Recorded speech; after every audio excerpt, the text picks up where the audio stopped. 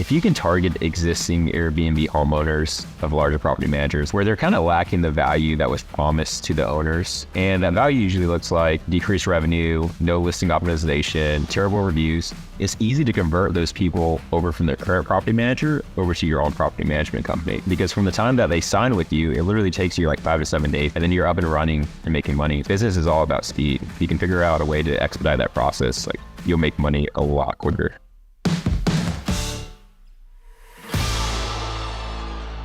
Welcome back, everyone, to the Learn Like a CPA show. I'm your host, Ryan Bakey. Today, we have a repeat guest, Austin, going to be talking to us about co-hosting strategies. Austin, how are you doing today?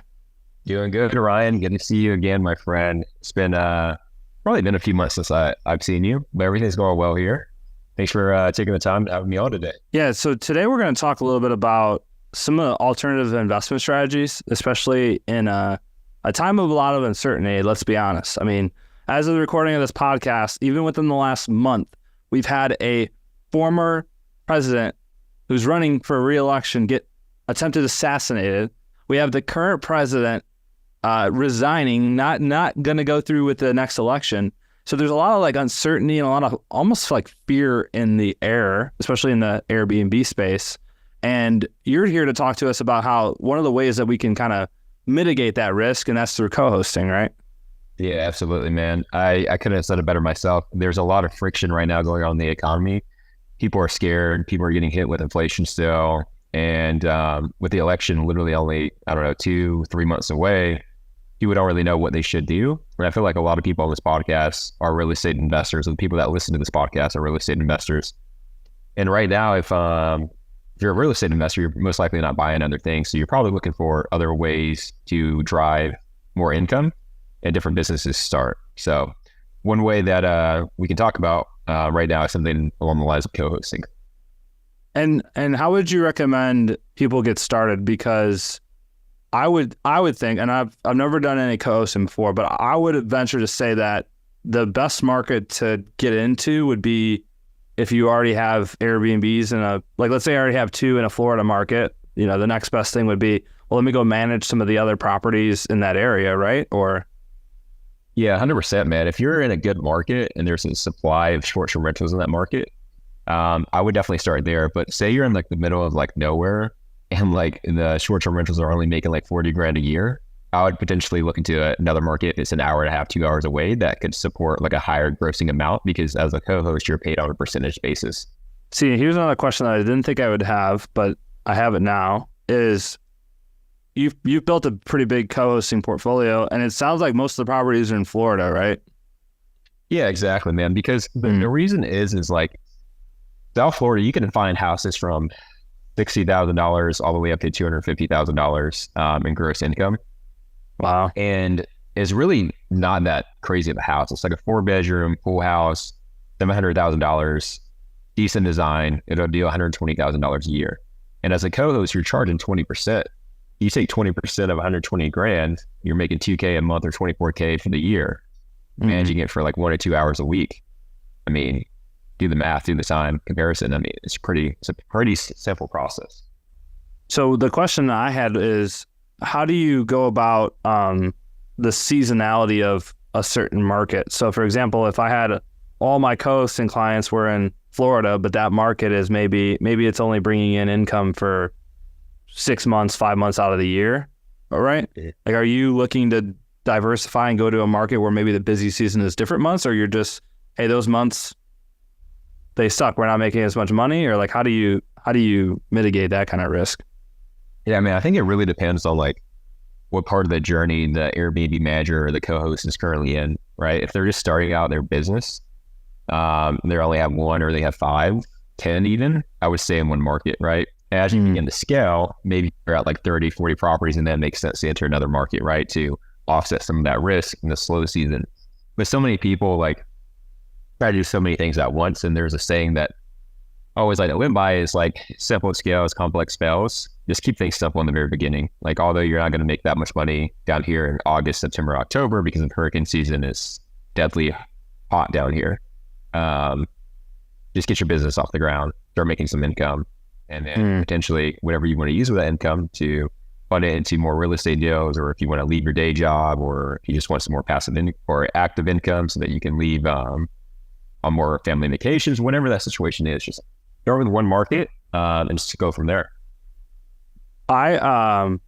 So I've done a lot of coaching for real estate investors, and I would say I've definitely probably been on maybe 15 to 20 calls where investors are curious about co-hosting. Like they already have a couple Airbnbs maybe, but they're interested about co-hosting aside from the tax ramifications of it. But when you start co-hosting, if it's your first property, did you start co-hosting the $40,000, $50,000 listings first, and then you wised up and you now you only take on 80K, 100K properties, or like what does that process look like? Yeah, I think this goes back to like a little thing that we were talking about before we started this call is I always want to go after the properties or the business, whatever it is, where I can make the most money. I don't want to start with a small fish because it's literally the same amount of work for the big fish as it is a small fish. It's just your confidence in the back of your head. Hey, is somebody going to let me manage a $120,000 property, $250,000 property, or am I only able to manage a $40,000, $30,000 property? So from the very beginning, dude, I'm only focused on properties that are going to do at least 60,000, and my sweet spot is 120,000. And I'll give you a little bit of background on myself really quick. So I started investing in real estate back in 2019 in Chicago, long-term rental. COVID hit, moved back to Florida, started buying short-term rentals in West Palm Beach. It started going up in 2022. And I was like, damn, it doesn't really make sense to like keep on buying these properties. I'm not making as much income. Why don't I start this thing called co-hosting where I'm managing Airbnbs for other people that currently do not have the time to do it themselves? So I went down that path.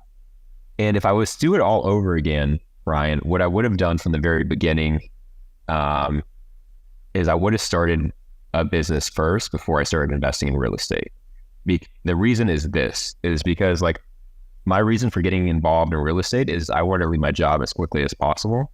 But the thing is that you can only save so much cash in the very beginning and invest in real estate. You're only making so much cash flow for that actual property itself. But if you started a business, you could literally 10x the revenue you make within like the first 6 months after a year. And people don't think about it that way. And after a year and a half, if you're investing in real estate, how many properties could you have bought? Maybe like 2, maybe 3, right? And each one's bringing you in like a couple $1,000s a month. But like, say you start a business and then every single new client that you bring on makes you an additional $1,000, $2,000 per month, right? And you just bring on one client a month, like just one client. I mean, you would have made, how much money is that? You're making over 6 figures if you just bring on one client a month for a year. Mm-hmm. So it almost seems like co-hosting could be scratching that real estate itch, but also like creating a business at the same time of, hey, if you already have a couple Airbnbs in a certain area or you feel like Airbnb is your thing, why would you not also go in economies of scale, like maybe manage properties around you? I had another question. So you obviously probably own properties in areas where you also manage other people's properties. Are you able to kind of, for lack of a better term, like set the market? Like, I don't know if this is legal or not. Hopefully Airbnb is not listening to me, but like if I was managing properties in a certain area and then I also had my property there, is there any kind of like, what's the strategy with that? As far as like pricing goes? Yeah, pricing, specifically pricing. Yeah. Yeah, dude, I feel like there's so much supply in Florida. Like I don't even think Palacios can have an effect on like the actual pricing. There's just too many different Gotcha. Okay. Like where I'm at in Ohio, there's only like 80 listings where I'm at. There's 80 listings. I can throw 40 of them. 100%, man, I'd be controlling that pricing. I'd be like, dude, you guys gotta pay $1,000 a night to come here. Yeah. Yeah, dude. And I want to talk more about the co-hosting, right? So, a lot of the people I talk about that I coach is just like, they just want to come in there and get like 1 or 2 properties, make a couple $1,000s a month and like be good. I'm just like, dude, like, why are you going to go through all this work? Why are you going to start this company for only a couple $1,000s? Like, it's a lot of effort, a lot of time to start a business. Like, why don't I actually treat it as an actual business? So what I tell everybody is just like, look, you're most likely on Facebook groups right now looking for listings. And whenever somebody makes a post, hey, I need a co-host, you know what happens? Like 20, 30 different co-hosts like comment on that post. And they're just like, hey, I can help you. Hey, I'll only charge you 5%. I'll only charge you 10%. And just keep on going down and down. or it's through like word of mouth, like friends, family, or whatever. But what I came to the conclusion on, dude, if you can target existing Airbnb homeowners of larger property managers, like I mentioned earlier, Vacasa, Evolve, Turnkey, Evanstay, whatever those are, where they're kind of lacking the value that was promised to the owners in the beginning when they signed up. And that value usually looks like decreased revenue, no listing optimization, no revenue management strategy for the slow season, can't get a hold of somebody for like a week, 5 days, whatever it is, terrible reviews. It's easy to convert those people over from their current property manager over to your own property management company, which is like the strategy that I took. Because from the time that they sign with you, it literally takes you like 5 to 7 days to set up a new listing, get the pricing set up, get your team onboarded with a new property, and then you're up and running and making money instead of like waiting for someone to buy a house, furnish a house, get the decor up, then you build the listing. Like business is all about speed. You can figure out a way to expedite that process. Like you'll make money a lot quicker. So you said the strategy is to go to current homeowners who've already given the keys essentially to these crappy property management companies like Vacasa and what's the other, Evolve, and list out the other ones. But how do you know that a property is managed by them? Can you just look at their listing on Airbnb and doesn't it say in the description if they're managed by one of them? Or how do you know that a property is managed by? Yeah, for sure, man. Like on Airbnb, it should say Vacasa, but like literally what I do, the process that I follow is I have a data engineer that can go to any property management's website that has a direct booking website, like you can directly book, and he can pull on the back end of every single website their addresses. So every single address that like I get, I can then input into a software, pull all the first name, last name, mailing address, email address, phone number. And then what I do, because I'm treating my business as an actual business, I then input all that data into a CRM. And then from that CRM, I then make calls, then send emails, then take notes. And then it's a constant funnel, right, that I'm always going through to close more leads. And so another question too, I know at least in my clients, one of the sort of objections or kind of sticky points of not switching from a crappy property manager to a co-host is the transition, like getting everything transitioned over. What are some of the ways, like as a co-host, that you can make that process like seamless for your client? Yeah, dude. The biggest thing is like, if you guys are going to take anything away from this, is the questions that you're asking on the call, right? These people, they're in pain. They might not know they're in pain because they're oblivious and they're paying for full service property management. So like what I always do is I just ask like certain questions on the call, like how's your revenue been like year over year? Are you doing any revenue management strategy? Are you doing any listing optimization? How are your reviews? Do you know your reviews are negatively impacting you in the algorithm? You're probably on page 8 right now instead of page 1 or 2. And then I create such a situation of pain in their mind after bringing all these things to the conclusion that they want to switch as quickly as possible, because what drives the majority of people, real estate investors, is how much money can I actually make, right? And if they realize that they're losing all this money, they don't really care if they're creating like a new listing or not. Right? And then the other thing is this, Ryan, like say I don't close them on that first call, something else is going to happen with Casa Evolve within the next 30 days, 60 days. And then they're going to call me and they're going to be like, okay, screw it. Like, let's go ahead and move forward. It's fine. It's just part of the sales cycle. Like, let's say they had a property that is they're making $2,000 a month gross, and really they should be making, I don't know, $3,000 a month, right? So an extra $1,000 a month. And then it's like, hey, it's costing you $12,000 a year by not switching over, because you should be at this, but you're at that. But also, it's not only just the money, but it's also like the reviews. Like, look at your reviews, look at where you rank on the page, all these other factors that at the end of the day are going to drive more money to your bottom line, and just making that pain like so hard for them they have to go with you. Like, they have to switch over to you as opposed to the property manager, right? Yeah, dude. And like what I tell everybody is just like, I set my calls up in a 2-call close. I have an initial call with every single prospect, and I just pretty much ask them, hey, look, I think I saw you're being managed by Vacasa. Is that right? Yes, it is right. Like, why are you calling me? I'm calling you because I run this boutique property management company. I've had like a few clients from Palacios reach out to me. and let me know that their revenue has currently been down over the past like year or so. I'm just curious if you're seeing the same thing, right? They're most likely going to say yes, right? Because everybody's listings are down. And then I go into the questions like, are you doing all these different things that I mentioned before? Revenue management, listing optimization, like, are your reviews okay? Whatever that is. And then I always end the call, that first call, I'm never selling them. I'm literally just saying, hey, look, I'm sorry you're in this situation. I really don't have that much time right now. It would help. I'm happy to set up like a 15-minute call with you tomorrow and go through some listing optimization strategies that could potentially increase your revenue. Would that help you? Would that be helpful? And just leave it like that. And on that second call, that's when I add so much value to them, and then I close them on that call. Because we got to think about it this way. They're already paying for property management. They're already paying somebody. If I can increase their revenue, they may not even pay like the difference of what they were paying for property management before. If I can increase their revenue, like it should cover itself. And that's a totally different sell than getting them sold on the concept of like going from no property management to a property manager. But you're saying, hey, it's a way easier sell to take them from shitty Vacasa or whatever to, you know, not hopefully nobody from Vacasa listening, but that's great, man. I mean, at the end of the day, people are paying, they need help.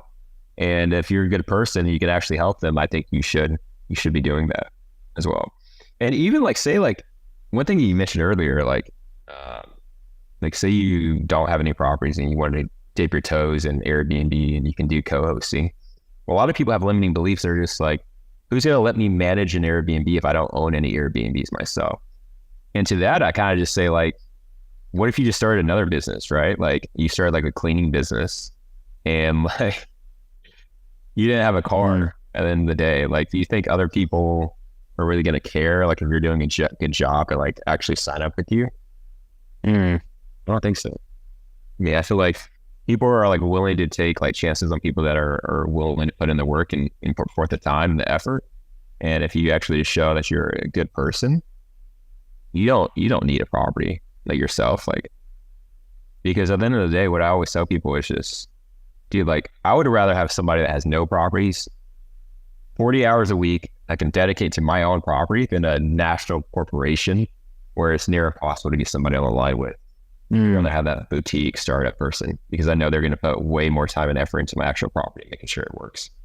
Is that something you'd ever consider of like, I don't know if that would be vertical or horizontal integrating, but I got a buddy in Charlotte that he does a lot of property management. He also owns like the cleaning companies around there too. Is that something you ever thought about doing?